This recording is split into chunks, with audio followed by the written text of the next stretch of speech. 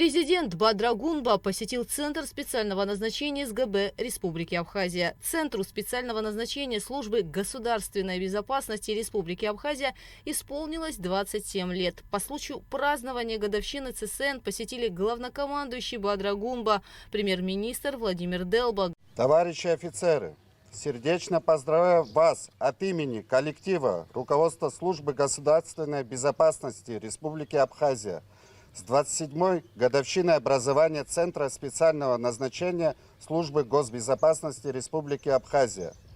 Центр специального назначения был создан в 1998 году для защиты населения Республики Абхазия от диверсионно-террористических и бандитских формирований.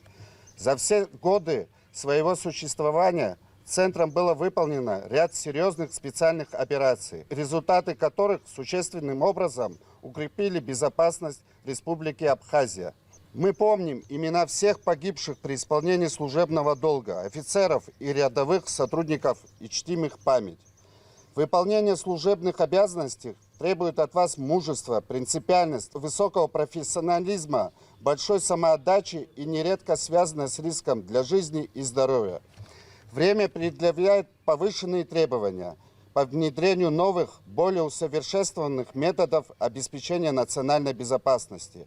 Уверен, что вы с честью справитесь со всеми вызовами. Убежден, что офицеры и рядовые сотрудники Центра специального назначения и впредь будут соответствовать высочайшим профессиональным и моральным качествам.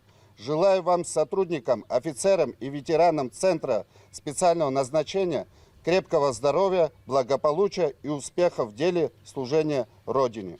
Спасибо за внимание. Главнокомандующий Бадрагунба поздравил личный состав с профессиональным праздником, пожелал офицерам и сотрудникам успехов в службе.